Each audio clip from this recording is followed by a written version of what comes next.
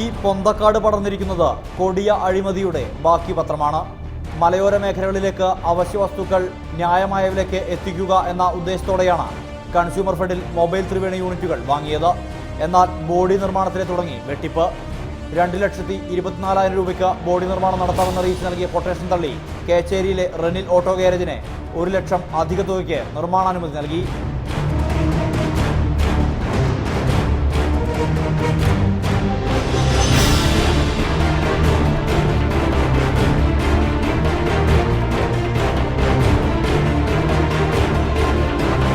Body നിർമ്മാണത്തിൽ മാത്രം consumer ഫെഡിന് നഷ്ടം 1,40,00,000 രൂപ. ഫെഡറേഷന്റെ ആഭ്യന്തര അന്വേഷണത്തിലും വിജിലൻസ് അന്വേഷണത്തിലും അഴിമതി സ്ഥിരീകരിച്ചു. ഈ ക്രമക്കേടുമായി ബന്ധപ്പെട്ട് തൃശൂർ വിജിലൻസ് കോടതി കേസെടുക്കുകയും ചെയ്തു.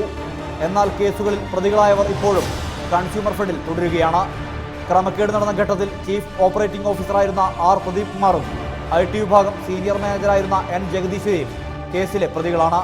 എന്നിട്ടും ഇവരിപ്പോഴും അതേ തസ്തികയിൽ തുടരുന്നുവെന്നതാണ് യാഥാർത്ഥ്യം.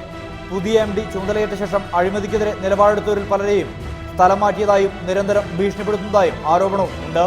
അഴിമതിയുടെയും ധൂർത്തിൻ്റെയും കെടുകാര്യസ്ഥതയുടെയും സ്മാരകമാണ് ഈ കാണുന്നത്. ഈ അഴിമതിക്ക് ഉത്തരവാദികളായവർ ഇപ്പോഴും കൺസ്യൂമർ ഫെഡിൽ തുടരുന്നതാണ് പരിശോധിക്കപ്പെടേണ്ടതും.